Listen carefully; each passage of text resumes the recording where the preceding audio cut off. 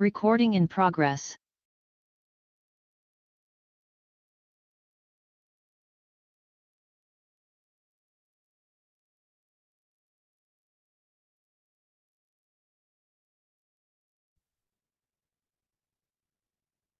Hey, everybody. Thanks for being here. I want to address the dismissal of Adrian yesterday, and I appreciate the patience of everyone kind of waiting today to do so. This was obviously a difficult decision. Adrian is a great person, brought a lot to the franchise. We're thankful for that, and I'm thankful for the time that we had with him. But we also believe that we had an opportunity now with a special group, the talent on this team. The dynamic of the team has changed. The team itself had changed from when we hired him, and we felt like we had an opportunity to improve and to get better. And we wanted to take advantage of that opportunity.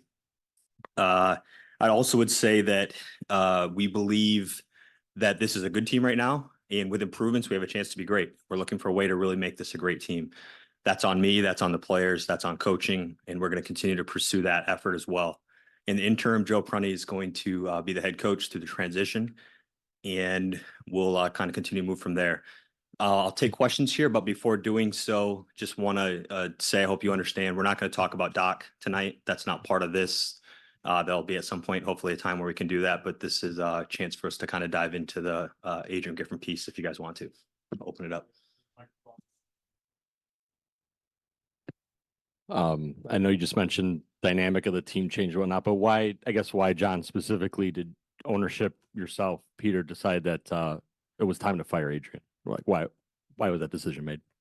Yeah, it's part of my job. It's our job to constantly evaluate and to learn and listen and just continue to figure out how to improve this team. And for us, we felt like this was the right time, the right decision to make, and that we had an opportunity to improve the group. And there isn't a specific instance, there isn't a specific timing to it. It's just this, and going through it and evaluating, looking, the dynamic's different. Giannis extended, Chris committed, Brooke committed. We were able to acquire Dame. These are hard windows to come by. These are special opportunities. We think we have a special group. We believe in this team at a high level, and ownership and myself and Peter, we've continued to be bold and to be aggressive in trying to figure out how to maximize these chances that we have. And that's what we're doing here. Obviously you couldn't hire a coach on the eve of training camp, like when Dame was hired, but you mentioned the free agent signings. I mean, when you hired Adrian, you talked about the process and how much you felt that was good to go through. In retrospect, was there a misjudgment there on that process or in that process, and what maybe should have been after free agency or some other roster decisions had been made? Yeah, someone really wise once said, looking back is ego. So I'm going to stay in the present and not look back. There's no regrets. I believe in the hire that we made. I believe in the reasons we did it, the process that we went through. And again, Adrian has contributed to this group. Part of why we are where we are today, who we are, is because of him.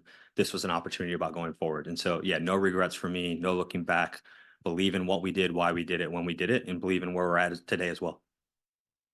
You mentioned the chance to go from good to great. Where do you see those opportunities? How do you get from that place to the other? Yeah, I think for me and my staff, we constantly are turning that over. We're looking for ways to improve the roster. That's not to say we don't believe in this group as constructed. I think this group as constructed has upside. I think we have yet to maximize what we can become. Some of that's timing, integrating a new star, integrating new pieces, a new system. Chris coming back, playing a real role, real minutes compared to what he had done in the last year or so. And so I think there's upside in the roster as constructed. I know that we're going to do our job to figure out if we can improve the roster. And then as part of this and why we're sitting here today, I think there's a coaching element where we have a chance to get better as well. Defensively, you guys have taken a bit of a step back this year. How much did that play into the decision, and where do you see those same opportunities for growth with the defense? I would say in assessing the team so far, we have a really good record, and that matters. And we've had that in the past. We have an elite offense, and I believe we not only have an elite offense in terms of rating on a total game, but we have a starting five that's elite offensively, is very good defensively. We're great in late game situations. We have ISO scorers, we have pick and roll scorers. We have a lot of dynamic, I would say flexible things that we can do offensively. Defensively, we have a talent group, I think, that can be better than what they've been so far. Is that a top 5 defense, a top 10, a top 15? I don't know. And that's what we're trying to decide here with the roster as constructed. We're trying to understand where we can take it, having the players be better. The players have an accountability to do this, to be better, and then the coaching element. And so I know that we're going to be really good offensively, and we got to figure out how to improve defensively consistently. We've had points throughout the season where we've been very good defensively. We've had points where we've really struggled. And so trying to find a consistency and an identity on that side is part of this. When you hired him, I know y'all were saying during the introductory press conference that Adrian was kind of a head coach just waiting for the opportunity. That he had all the elements. Looking at it now, how much of a factor was his lack of head coaching experience, do you think, in terms of making the decision that you made yesterday? Yeah, Steve, it was a tough job and a great opportunity. Both things are true when we hired Griff. The dynamics and the things that changed after that, I think, created even more of an urgency, and even more so. These are special opportunities. The talent became even more special. The commitment to the team even more significant. And I think that increased the urgency. And so it's not because I'm afraid to be wrong. I've been wrong many of times.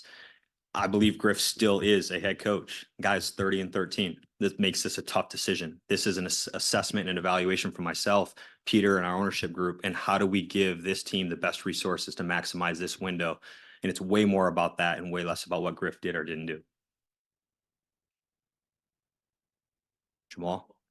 I know you mentioned you can't talk about sort of the next coach, but just considering the time before the playoffs and such, obviously you made the move today, but like, what gives you confidence there is enough time? What kind of conversation you have with kind of the next coach about having enough time to leave an imprint on this team come playoff time and still make a run at a championship this season?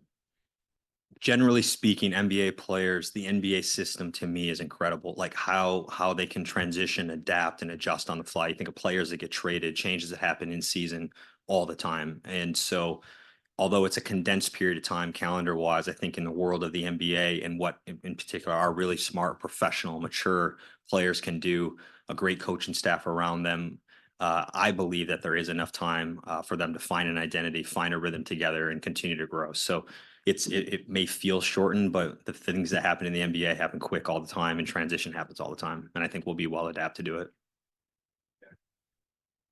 Hey, John. We heard Giannis make some pretty sharp comments saying, we need to be coached better. To what extent did the players' comments or kind of their input play into this decision? In fairness, he didn't just say we need to be coached better. So he talked about himself being better, his teammates. I think the equipment manager, the trainer, me, whoever, kind of went through the whole list.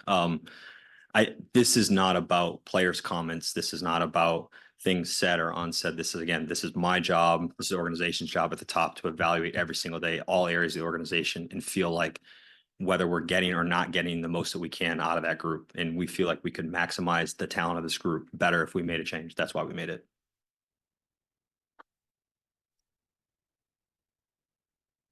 John, can you at least say what you are looking for in a new head coach that you did not have with Adrian Griffin?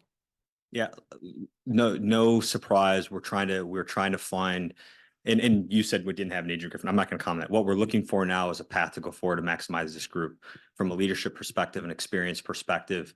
We want to try to bring in a coach that can really take us to the next level where we think we can go with this group. And again, that's not just about coaching. The players have to be better. They have to improve. My group has to continue to figure out how to improve their roster, but we think coaching is an element for us to get better.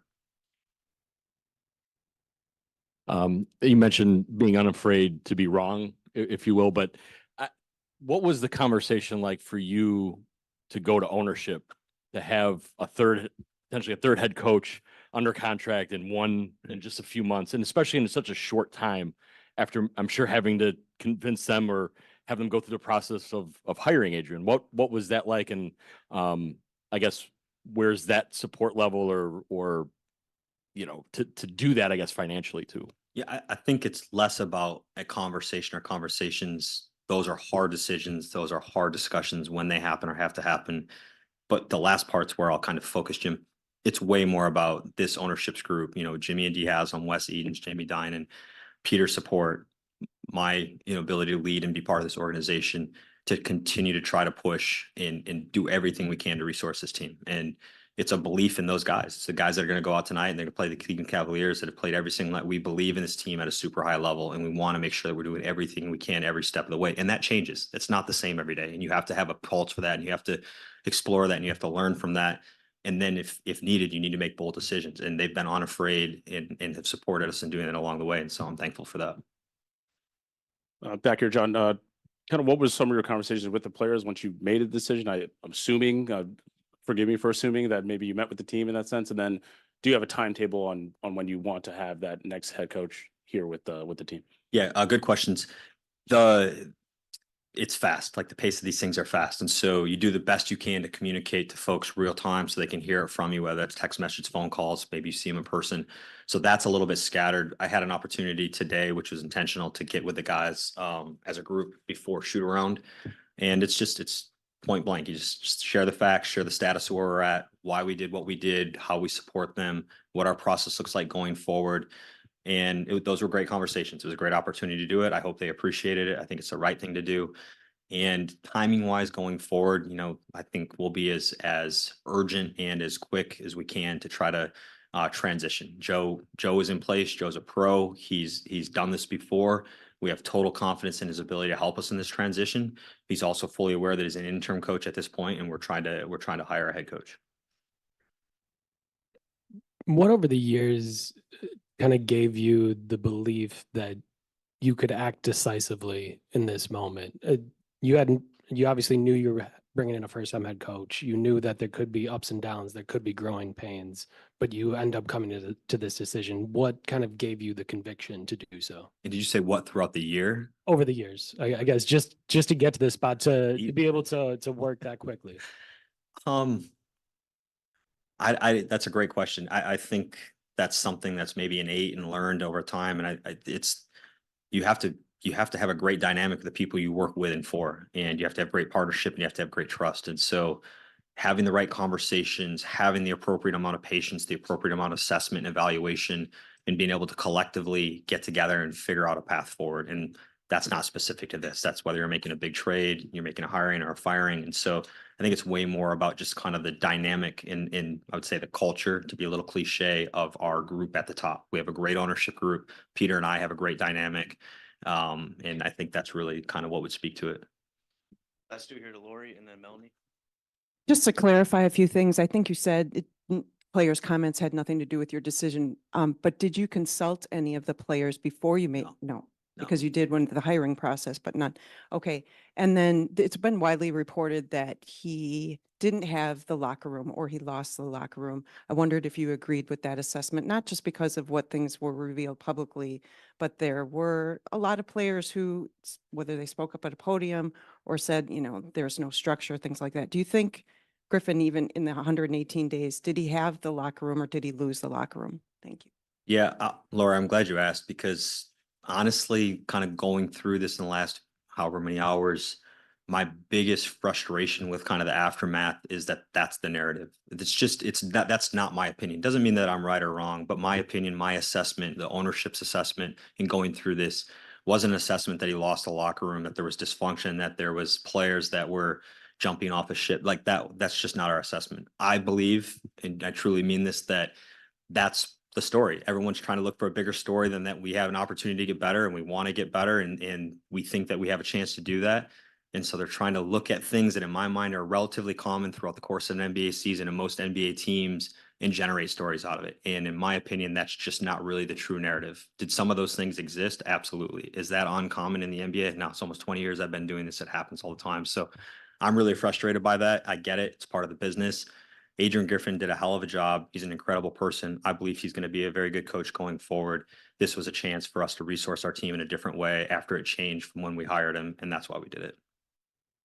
Hey, John, you mentioned that you spoke with the team earlier before shoot around. Obviously, the first game with the new change, how do you feel like they will respond to that and play tonight? I'm not a crystal. I have no idea. I think our guys are really focused and they're really professional. And I think more than anything, they're looking forward to play Cleveland after what happened the last time we played them. And I think we'll have a great response. Their response to what's going on in the moment is appropriate, in my opinion. They're excited about going forward, as they should be. We all are. And I think they're compassionate and they have real feelings and sincerity toward a coach who gave everything to them and who was a really good person and really helped them be where they are today. And so I think that's the general sentiment of the team in terms of how that manifests itself against Cleveland tonight. I hope with a win. All right. Thanks, everybody.